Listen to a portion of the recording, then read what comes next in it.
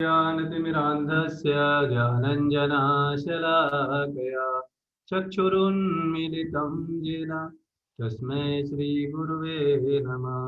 श्रीचैतन्यमनोभीष्टं स्थापितं येन भूतले स्वयंरूपः कदामयं ददाति स्वयं पदान्तिकं।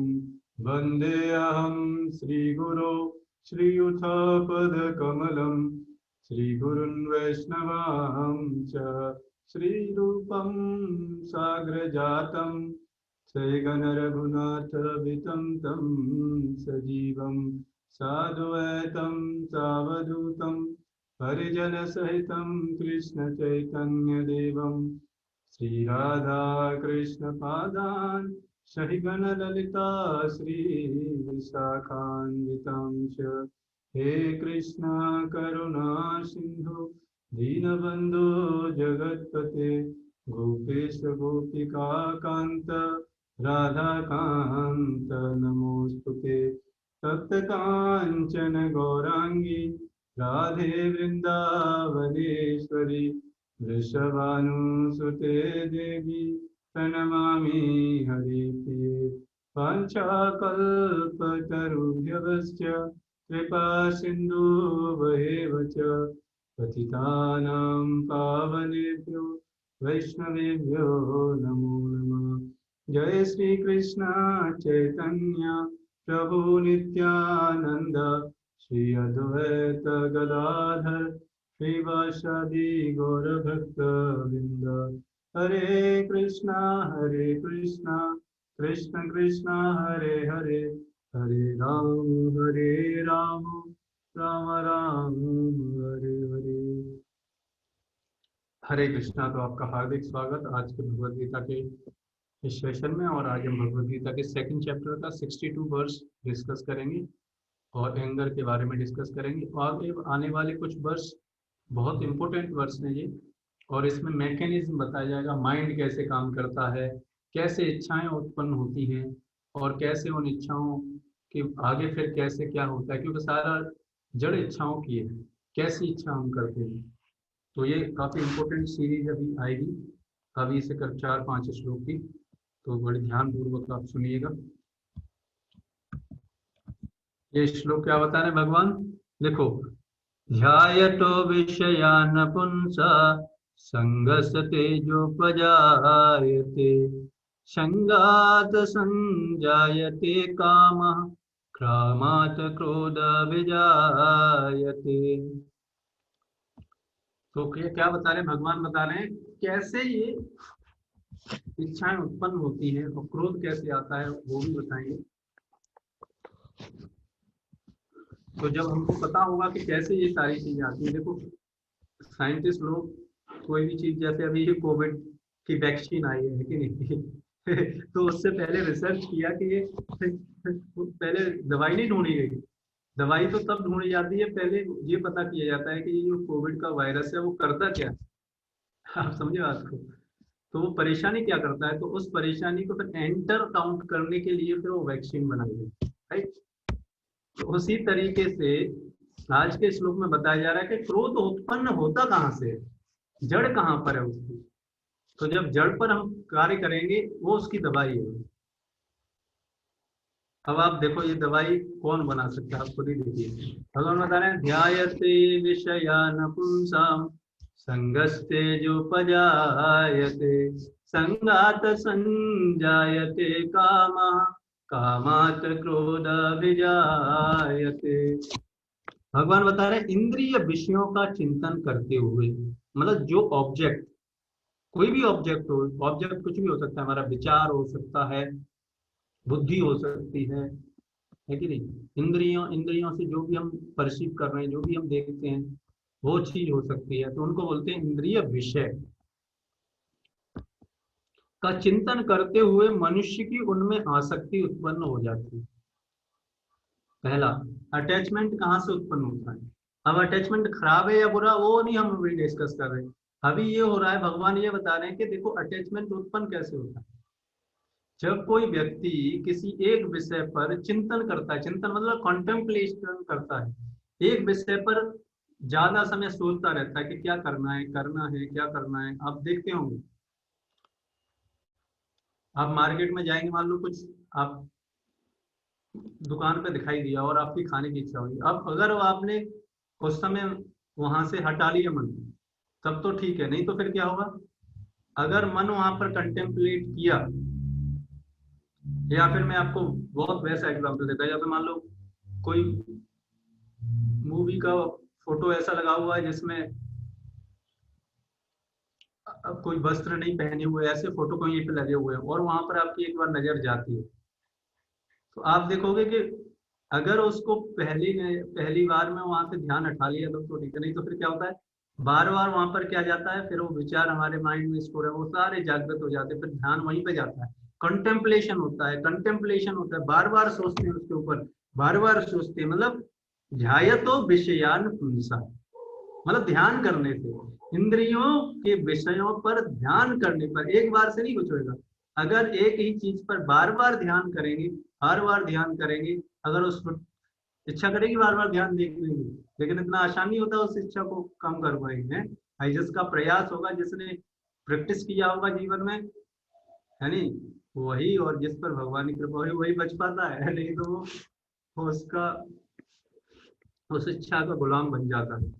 और फिर क्या होता है, धीरे धीरे करके वो देखता है, इधर उधर घूमेगा, देखेगा, पीछे देखेगा, कोई और देखेगा, एकदम ज्यादा बार कंटेम्पलेशन होएगा, फिर संगस तेज उपजायते, मल्टीपल टाइम उस पर ध्यान करेंगे तो फिर क्या होता है, मनुष्य की उसमें आसक्ति उत्पन्न हो जाती है, और उसको बोलते हैं अटैचमेंट। मतलब multiple time of thinking about any object, तो उससे क्या उत्पन्न होता है, अटैचमेंट उत्पन्न होता है कि नहीं? अब देखो, जो लड़के और लड़कियां जो अफेयर्स में पढ़ते हैं, क्या होता है उनका, शुरुआत में जो जानते नहीं, लेकिन जब मिलते हैं फिर क्या होता है, ध्यायतो विषयान पुंसा, एक दूसरे के बारे में ध्यान करते हैं, है कि नहीं, ध्यान करते हैं, ध्यायतो विषयान पुंसा, और उसकी वजह से क्या होता है, अटैचमेंट हो जाता है, और उस अटैचमेंट की वजह से क्या होता है, फिर वो उस कार्य को करने पर मजबूर हो जाते हैं, और ऐसी आसक्ति से काम उत्पन्न होता है। काम मतलब इच्छा, ब्रॉड एंगल से देखें तो अपनी इंद्रिय तुष्ट अपनी इंद्रियों की तुष्टि कर को बोलते हैं काम, और भगवान की इंद्रियों की तुष्टि के लिए किया गया कार्य को बोलते हैं प्रेम। बस इतना अंतर है, भगवान की प्रसन्नता के लिए कार्य करना प्रेम कहा जाता है, अपनी इंद्रियों की तुष्टि के लिए कार्य करना काम कहा जाता है। तो अभी अभी इस संसार में हम क्या कर रहे हैं, काम के वशीभूत हैं। हर कार्य किसके लिए होना चाहिए, मेरी प्रसन्नता के लिए, सब लोग कैसे चलने चाहिए, मेरे हिसाब से चलने चाहिए। ये सारी चीजें, इसको बोलते हैं काम, मतलब ये अपनी इंद्रियों की तुष्टि होने की, मतलब उस ऑब्जेक्ट को संतुष्ट, उस ऑब्जेक्ट से क्या तुष्ट करूं अपने जीवन को, लेकिन उस मुझ को देखने चलते हैं, चल तो चलो चलो, और फिर क्या होगा, ये इच्छा उत्पन्न हो गई। अब फिर क्या होगा, अब और उस इच्छा, अब ये इच्छा उत्पन्न हो गई, और फिर क्या होगा, फिर काम से क्रोध प्रकट होता है।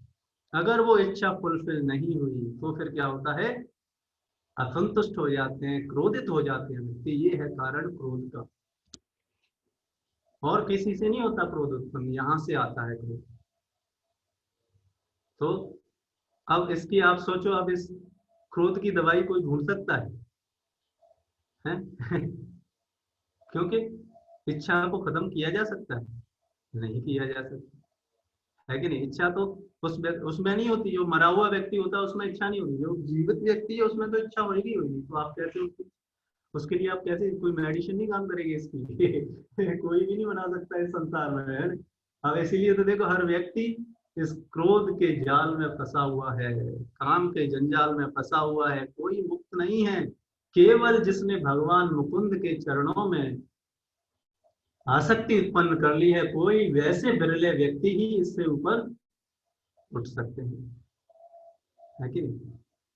ये जड़ बताया गया, और कल के बारे में और इससे आगे बताएंगे। तो आप अब कैसे ओवरकम करना है इसके लिए आप सुनिए। आपने समझ लिया कहाँ है, तो जड़ में काम करना पड़ेगा। कहाँ?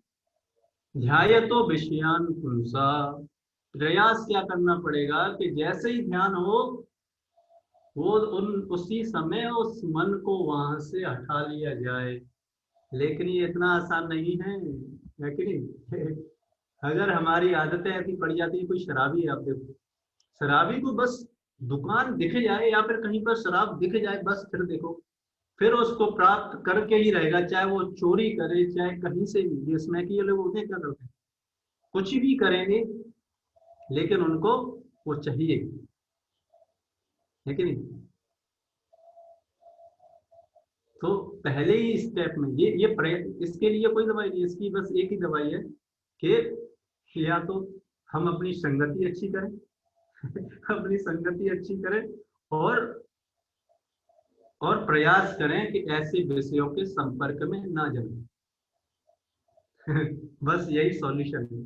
कोई ये नहीं बोल सकता कि मैं शराबियों के बीच में शराब नहीं पीता बस। अरे अभी नहीं पी रहे, कुछ दिनों बाद पीने लगोगे। है कि नहीं? क्योंकि भगवान बोल रहे हैं, भगवान ने जिन्होंने बनाया है हमारा सिस्टम, ये वो बता रहे हैं, उनको पता है इस सिस्टम के बारे में, कि जैसे ही हम उस इंद्रिय विषयों के संपर्क में जाएंगे, कंटेम्पलेट करेंगे, है कि नहीं, क्या होगा? इच्छा उत्पन्न हो जाएगी, अटैचमेंट हो जाएगा, और अटैचमेंट होते ही फिर देखो कितनी इच्छाएं जनरेट हो जाती है, इनफाइनाइट। और शुरू में ही खत्म कर दिया जाए तो बच सकते हो। तो इसके लिए आप देखो क्या सॉल्यूशन है, प्रयास करना पड़ेगा, प्रैक्टिस करनी पड़ेगी, अच्छे लोगों की संगति करनी पड़ेगी, अच्छे लोगों के साथ रहना पड़ेगा, जो अच्छा ज्ञान देते हैं वहां उन लोगों का साथ रहना पड़ेगा। तो जो मनुष्य कृष्ण भावना भावित नहीं है, देखो पहला ही स्टेटमेंट प्रभुपाद प्रकट में बता रहे क्या, जो मनुष्य कृष्ण भावना भावित नहीं है, जो व्यक्ति कृष्ण के अनुसार नहीं चलते, उसमें इंद्रियों विषयों के चिंतन से भौतिक इच्छाएं उत्पन्न होती हैं। क्यों? क्योंकि चिंतन किए हुए रह नहीं सकता व्यक्ति, किसी न किसी व्यक्ति इंद्रियों को एंगेजमेंट चाहिए, कहीं ना कहीं वो एंगेज रहेगी। कल हमने बताया था आपको, तो चिराग की तरह है ये इंद्रियां, कहीं एंगेज नहीं रहेंगी तो उनके फालतू जो देखेंगे उनके बारे में सोचेंगे। इसलिए प्रभुपाद बता रहे हैं कि अगर ये इंद्रियां भगवान की कृष्ण भावना भावित नहीं है, तो इन इंद्रिय विषयों से हम क्या करेंगे, भौतिक इच्छाएं उत्पन्न होंगी, अपनी इंद्रियों को तुष्ट करने की इच्छा उत्पन्न होगी। इंद्रियों को किसी कार्य में लगे रहना चाहिए, और यदि वे भगवान की दिव्य प्रेमा भक्ति में नहीं लगी रहेंगी, तो वे निश्चय ही भौतिकतावाद में लगना चाहेंगी, है नहीं? मतलब सिंपल सॉल्यूशन है, प्रयास करने की जरूरत है, और अपनी संगति बदलने की जरूरत है। इस भौतिक जगत में हर एक प्राणी इंद्रिय विषयों के अधीन है। इस संसार में हर व्यक्ति, चाहे कितना भी बड़ा प्राइम मिनिस्टर क्यों ना हो, बड़े बड़े एम्पायर समा गए इसमें, आए और चले गए, कोई पूछता भी नहीं उनको, है? ऐसे ऐसे बड़े बड़े राजा लोग भी इन इंद्रियों के गुलाम हैं, यहाँ तक कि ब्रह्मा तथा शिव जी भी। अब आप सोचो हम किसकी इतनी मूली है? ब्रह्मा जी जो कि इस ब्रह्मांड के, है कि नहीं, हेड हैं।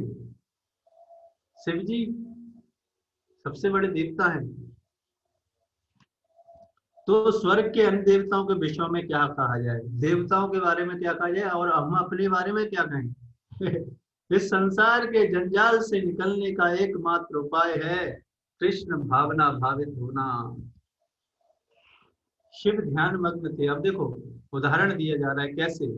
शिव ध्यान मग्न थे, किंतु जब पार्वती ने विषय भोग के लिए उन्हें उत्तेजित किया, तो वे सहमत हो गए, जिसके फलस्वरूप कार्तिकेय का जन्म हुआ। इसी प्रकार तरुण भगवत भक्त हरिदास ठाकुर को माया देवी के अवतार ने मोहित करने का प्रयास किया, किंतु विशुद्ध कृष्ण भक्ति के कारण वे इस कसौटी में खरे उतरे। तो उदाहरण दिया जा रहा है, जैसा कि यमुनाचार्य ने उपयुक्त श्लोक में बता चुके हैं, भगवान का एक निष्ठ भक्त भगवान की संगति के आध्यात्मिक सुख का आस्वादन करने के कारण समस्त भौतिक इंद्रिय सुख को त्याग देता है। केवल भगवान का एक भक्त ही है जो इनसे ऊपर उठ सकता है, और कोई नहीं उठ सकता। इसलिए आप जो ये कृष्ण कॉन्शियसनेस प्रैक्टिस कर रहे हो, ये बहुत रेयर है, बहुत भाग्यशाली है जो ये कृष्ण कॉन्शियसनेस प्रैक्टिस कर पा रहे हैं। अतः जो कृष्ण भावना भावित नहीं है, वह कृत्रिम दमन के द्वारा अपनी इंद्रियों को वश में करने में कितना ही शक्तिशाली क्यों न हो, अंत में अवश्य असफल होगा, क्योंकि विषय सुख का रंच मात्र विचार भी उसे इंद्रिय तृप्ति के लिए उत्तेजित कर देगा। हम सबको अनुभव होगा, आपको सबको पता होगा, आप देखो, हम सबको ये अनुभव होगा कि हम जो नहीं चाहते फिर भी हम कर बैठते हैं, है नहीं? सबको अनुभव है ऐसा, कोई नहीं ऐसा बोल सकता कि मुझे नहीं अनुभव है, सबको ऐसा अनुभव।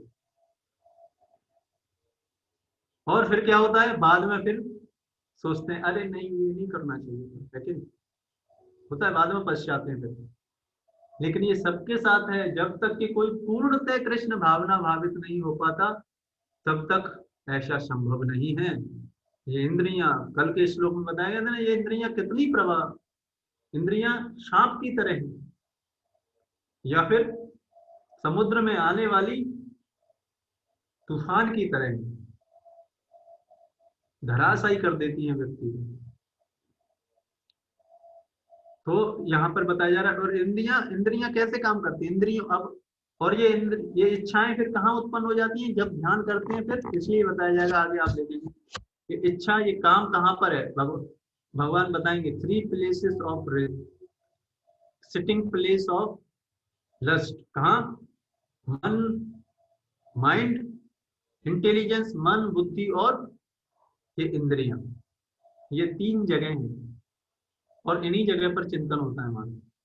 मन जहाँ पर हमारे विचार पहले से स्टोर हुए होते हैं, उन वो आप देखते हैं ना, सपने में क्या होता है, इन विचारों की उथल होती है, और क्या, या फिर आप एकदम बैठे हुए हैं या फिर कुछ कार्य कर रहे हैं आप, और देखेंगे अचानक हमारे दिमाग में ऐसी बात आ जाएगी जो हमने बहुत पहले कभी सोची होगी, और एकदम उस पर चिंतन करने लगेंगे, है कि नहीं? तो ये थॉट्स पर चिंतन करेंगे तो फिर उसके बारे में चिंतन होने लगेगा।